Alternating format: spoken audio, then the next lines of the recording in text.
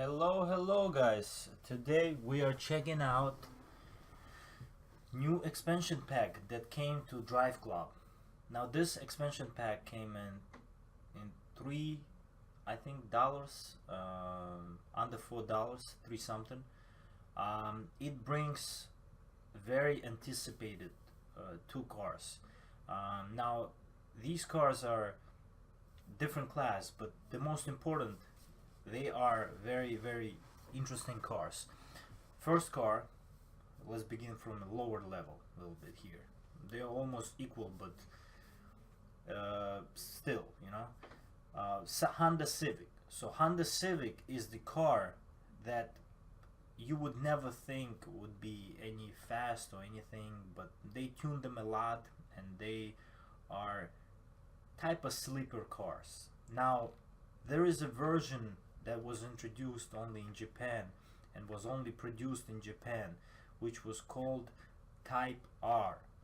Now Type R is finally reaching the United States, and we get the chance to drive it here legally, without any imports or anything, which is also possible. But this car is fully legal, fully registerable, as a built car that was actually meant to be driven in United States. So it's very exciting, and we get the chance to drive this car in Driveclub. Now you all know this game. This is a very good game in terms of sound, in terms of other features. It comes very close to actual car, the way it behaves, the way it is. So I'm pretty excited to actually try this car finally, in a game, even though I might not own it or drive it, but still I come close to actually driving it and feeling what it is. Now second car that comes in to this game as well with that expansion is Nissan GTR R34. Now R34 is very sought after car in the tuner world. You might know from Paul Walker, who used to drive Skyline in Too Fast Too Furious, that made that car very interesting to own, and actually is very collectible. So it's very good car as well, very technologically improved for that time and that era, and even now if you own this car, it's pretty interesting. So R34 GTR, that basically is a father, you can say, to R35, which is a very fast car that you can equal to Lamborghinis that cost twice as much than Nissan GTR, is the car that defined the R35. So let's just go into and see these cars. Now we can just go right away into the single event, and let's try to check these cars and how they behave on the road.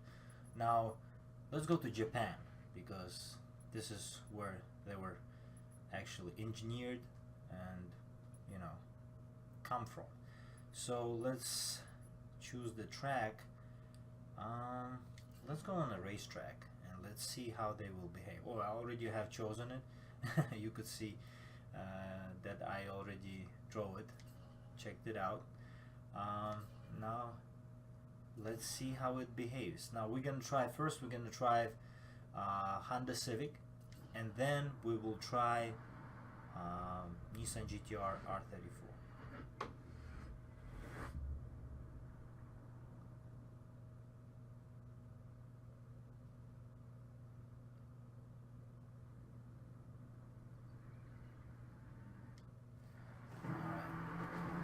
To the hood mode.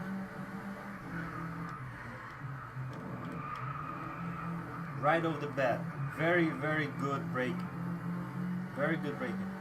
Probably has a big brake kit for the small car, which is very important to notice that the car weighs little over 3,000 pounds, so 3,040 pounds is that what weighs the car, and you can see that that weight is really defined in the braking, really defined in acceleration, and the way the car behaves every time I try to move or try to turn. Very good handling as well. Now this car was actually the one who set latest record that on the Nürburgring that other hatchbacks set before it. But this one so far holds the record for the fastest hatchback on the Nürburgring. I'm not sure the exact time, but I can assure you that this car is nothing slow compared to any other hatchbacks. It's much faster, because you can imagine giving 300 horsepower to front wheels and still holding its own, even though this car is not as crazy as used to be Ford Focus RS with 350 horsepower, the limited edition 500 RS 500, but still it's a very big amount of power for front wheels. Now Honda engineers have done a very good job handling this power to front wheels, and you can see how it behaves when you go inside the car.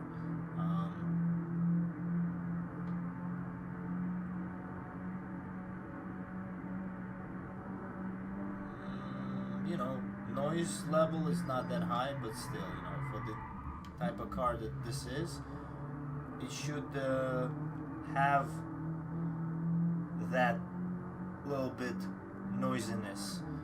of noisiness in the cabin.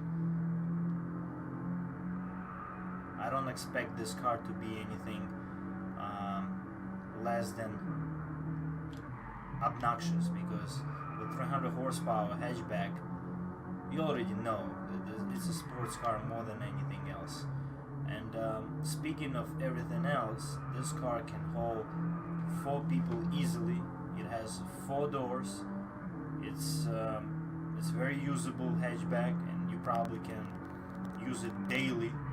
Apart from that manual transmission, of course, that some people might not like on a day-to-day basis, but still, it's a very much driver's car, and you can see how it handles around the corners. You can see how it behaves every time I turn the wheel.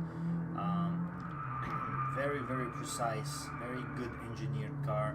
Probably spent a lot of time engineering this car. Honda is proving itself to be very high quality, and they're coming back finally after Honda NSX has been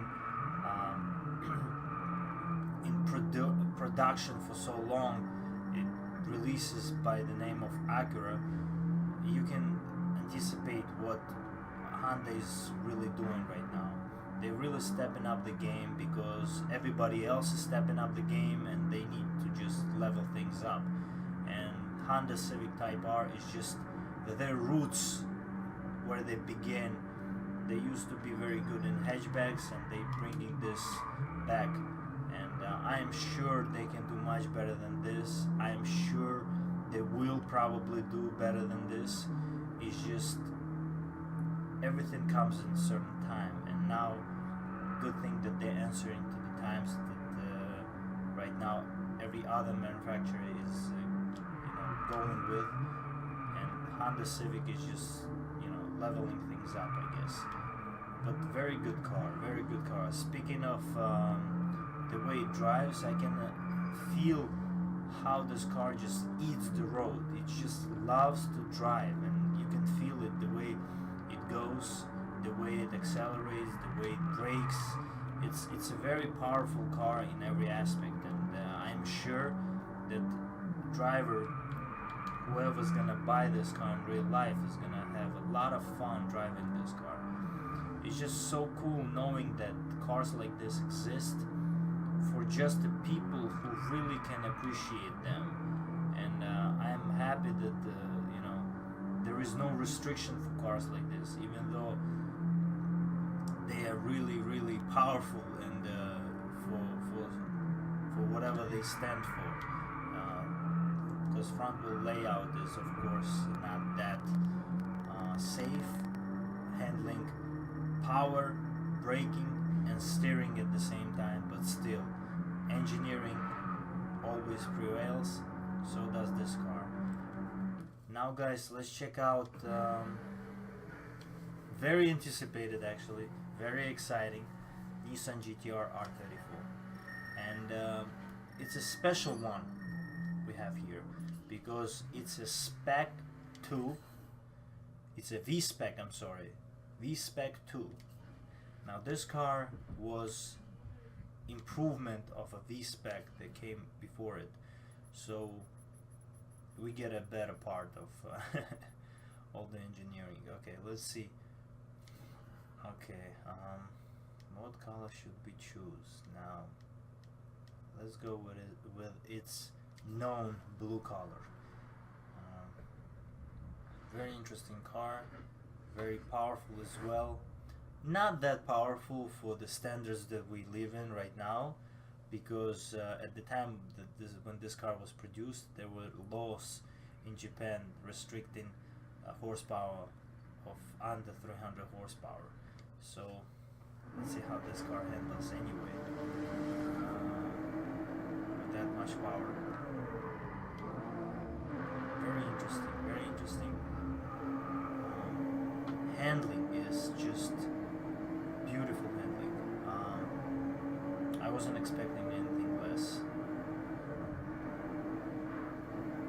Noise level, I feel like there is a I think there came special exhaust with a spec 2, V-spec 2, because it's much more noise in the cabin than maybe Driveclub engineers amplify a little bit of exhaust noise, but I feel like there is aftermarket, more like in-house exhaust that came probably from Nismo, but I'm not sure.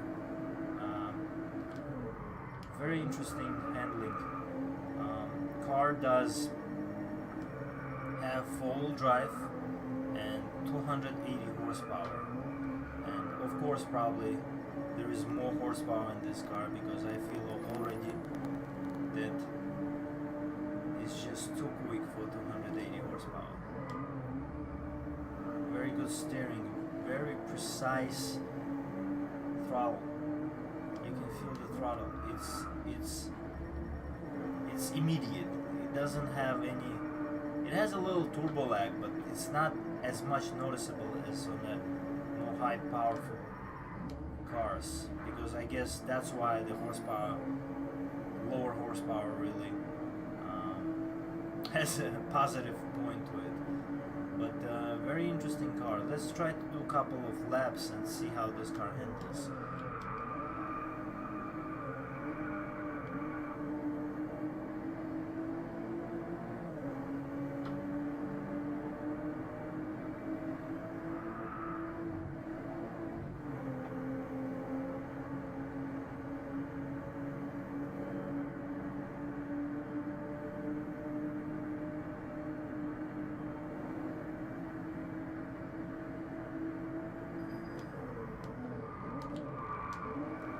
Yeah, very good braking, very good braking.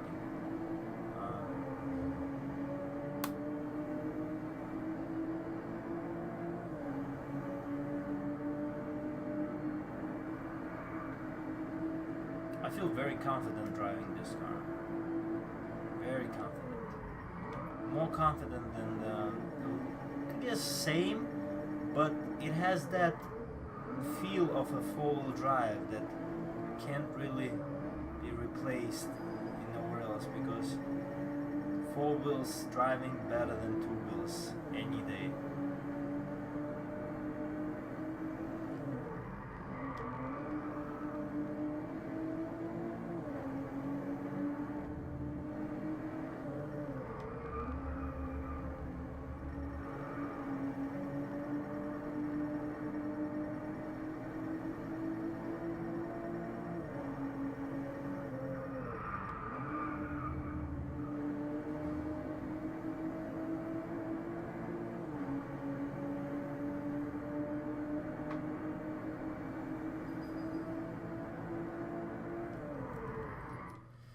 So okay guys, we checked out two cars